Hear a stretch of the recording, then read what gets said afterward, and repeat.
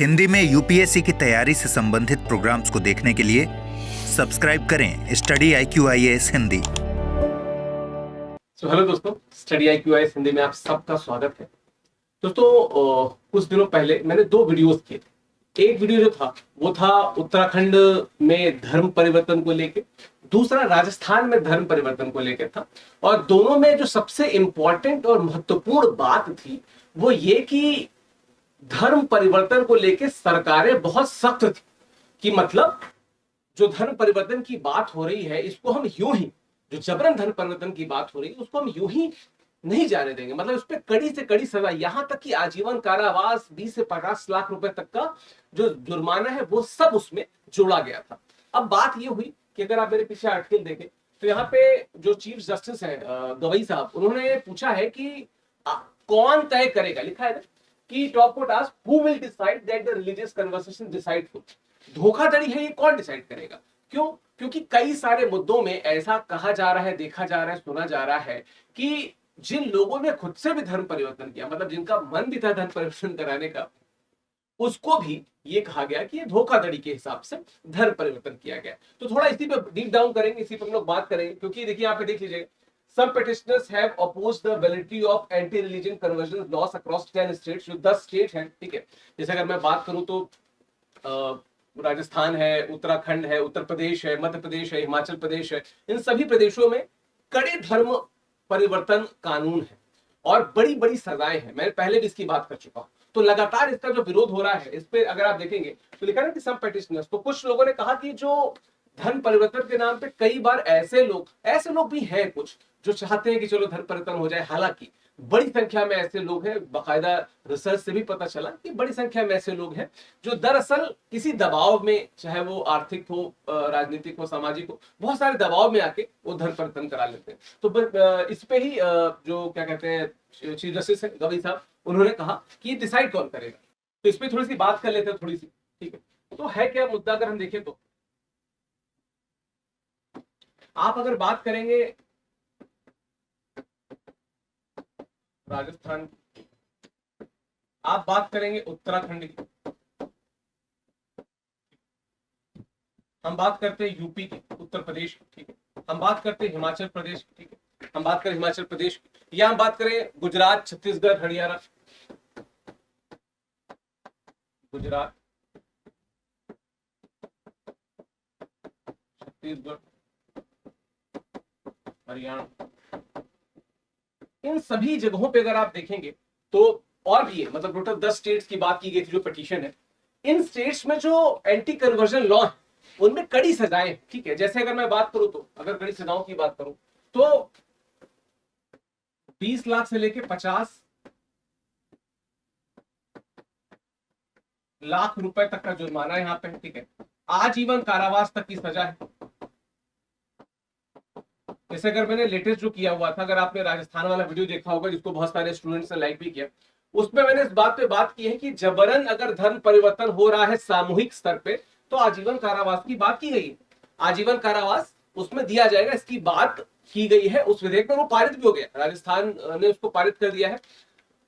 बात यह है कि तीसरे किसी पक्ष को इन सारे कानून के साथ क्या है, अच्छी बात क्या है कि चलो ऐसी जगहों पे एंटी कन्वर्जन इस प्रकार की बातें हैं, लेकिन अगर हम बात करें तो कोई तीसरा पक्ष जो है वो यहां पे शिकायत, जो तीसरा पक्ष है वो शिकायत यहां पे कर सकता है। और जो बर्डन है कि नहीं हम जबरन धर्म परिवर्तन नहीं करा रहे थे, ये बर्डन किस पे आ रहा है? ये बर्डन उस पे आ रहा है जिसपे आरोप लगाया जा रहा है, जो आरोपी है। वैसे मैं हमेशा कहता हूं हिंदी में कि आरोपित शब्द ज्यादा बेहतर होता है, पर आरोपी ही आजकल इस्तेमाल होता है। तो अब ये आप खुद समझिए कि सपोज कीजिए कि कोई व्यक्ति है ए, ठीक है, और है कि बी। अब ये आरोप आया कि ए ने बी का जबरन धर्म परिवर्तन कराया, और यहां पे शिकायत ए बी के अलावा कोई और कर रहा है, सी कर रहा है कि जो ए है उसने जबरन धर्म परिवर्तन कराया, ठीक है, जबरन धर्म परिवर्तन कराया बी का। अब ए जो है उसको यहां पे कोर्ट को साबित करना है, कोर्ट को बताना है कि सर नहीं, हमने नहीं किया है, हमने नहीं कराया है। और इसकी बहुत सारे रिपरकशंस होते हैं, क्योंकि ये जो व्यक्ति जिसका धर्म परिवर्तन हुआ है, हो सकता है दबाव के कारण या किसी अन्य वजहों के कारण यह व्यक्ति अपनी बात को उस स्पष्ट तरीके से ना रख सके, और फिर क्या हो जाएगा, अल्टीमेटली सजा के भागीदार ये हो जाएंगे मिस्टर ए।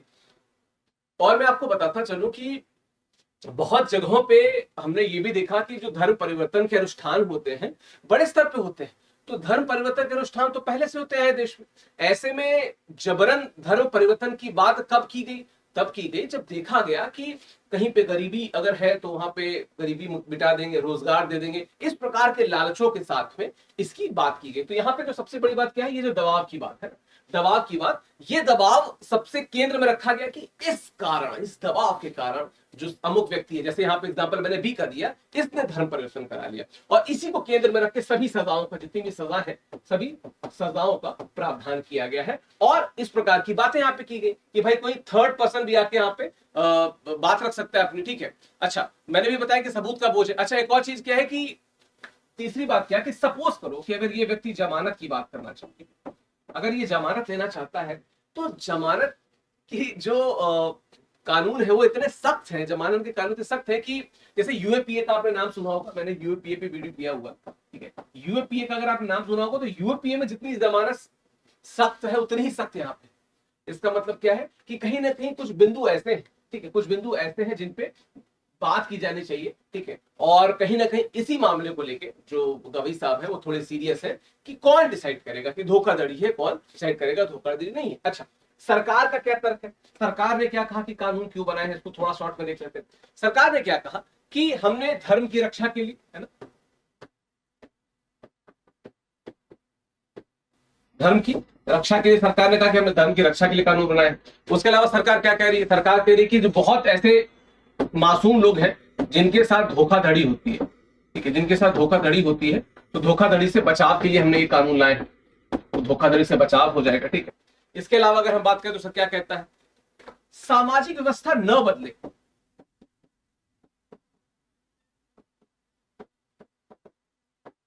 सामाजिक व्यवस्था न बदले, इन सब की बात सरकार ने, सभी सरकारों ने जो कानून लाए हैं उसको लाते हुए की है। चाहे हम यूके की गवर्नमेंट की बात करें, मतलब उत्तराखंड की, या यूपी की बात करें, या हम बात करें राजस्थान की, सब जगह पे इन सारे बिंदुओं को केंद्र में रख के कानून लाए गए हैं। विपक्ष क्या कहते हैं, विपक्ष कहते हैं कि अनुच्छेद 25 जो है, जो मतलब इसके, ये तो पक्ष का तरफ हो गया, ये पक्ष है। विपक्ष क्या कहता है, विपक्ष कहता है कि सर अनुच्छेद 25 भी तो है। अनुच्छेद 25 क्या कहता है कि धर्म का प्रचार करने का अधिकार है, ठीक है।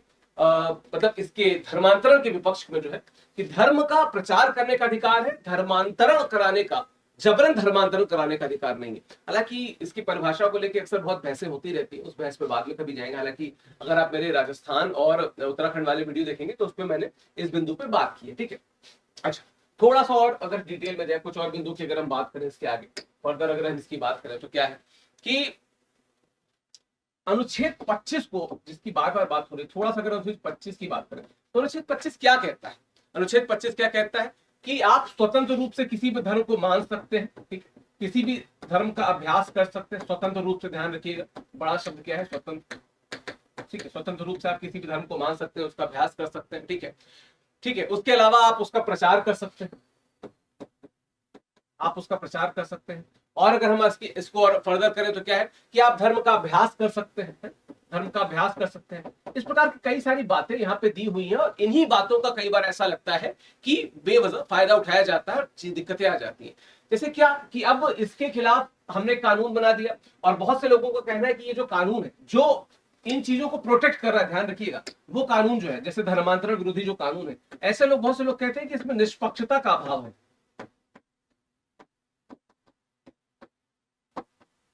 क्या है, निष्पक्षता का अभाव है। निष्पक्षता का क्या है, अभाव है। तीसरे पक्ष का, जो मैंने सी वाली बात बताई थी यहाँ पे, ये इसकी जो मैं बात कर रहा था कि तीसरे पक्ष का हस्तक्षेप क्यों है, ठीक है, तीसरे पक्ष का हस्तक्षेप क्यों है,